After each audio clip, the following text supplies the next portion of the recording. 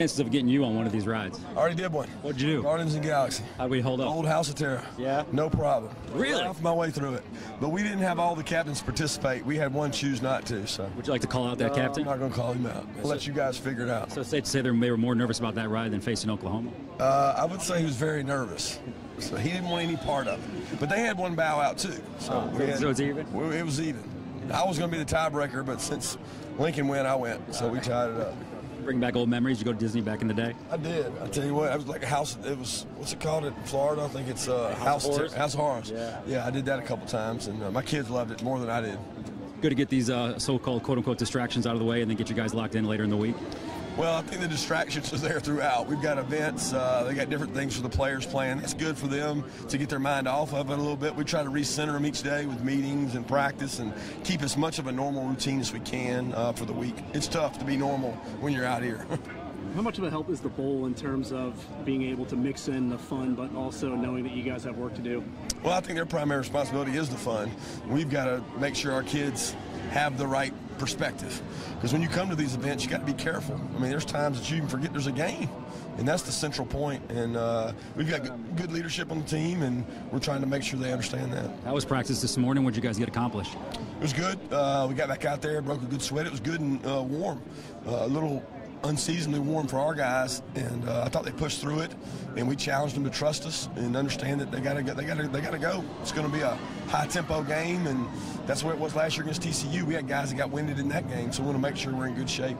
Does that worry you about Monday, getting people on an IV or getting them pickle juice in them, that cramp up? I don't know about that. I think it's going to be a little better temperatures closer to our game, and we got good depth, so we plan to play a lot of players, and I don't know that it'll be as warm as it was today. Nick's birthday, he's at Disneyland. Does it get better?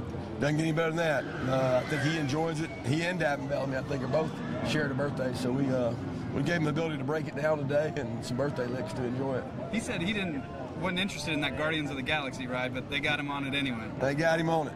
They got him on. He did a good job. He wasn't scared. The time change, you guys already there? I think so. I think this morning helped adjust a little bit. We had a little bit of an earlier start. Some of our guys are still on East Coast time, but with each day we're practicing kind of a different time because they had different bowl events. So I think our kids have got acclimated well. Did you do anything to swing the plane, like getting that tricked out 747 or? No, I thought it was just a normal 747. I guess they're all that way, right? I don't know. I mean, the first class was certainly nice for the players that had that. I know I was jealous of those guys. I asked Lincoln the first time if you ever met. He said, "Yeah, it was kind of a recruiting visit. You guys were there solo. How rare was it to be one-on-one with an opposing head coach? And what was the conversation like?" I mean, we're coaches. Coaches get along well. I think people try to pit them against each other, but I got a lot of respect for what he's done everywhere he's been. I've always watched him.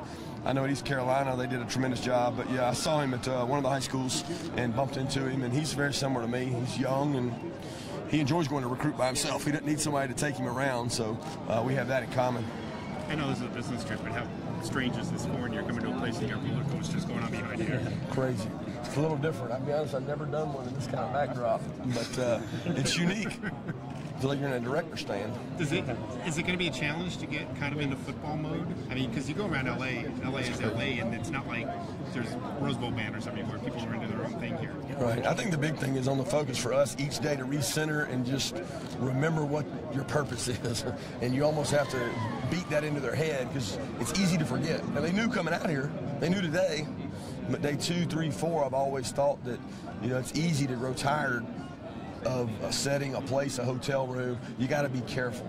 You got to make sure they have a little time to laugh and break away, but at the same time know what they got to get done. Did your experience with in these type of Final Four games different from a quote-unquote normal, Tech Slayer Bowl or something like that because they know the opportunity they have? Does that help them lock in and focus a little bit more? Yeah, I think it makes it much easier. I think the challenge is on the guys that aren't playing for anything but a bowl championship or a bowl win. Us last year, I think it's much easier to focus, but that's also true for the opposing team. So you get much more focus on both units. What immediately came to mind when you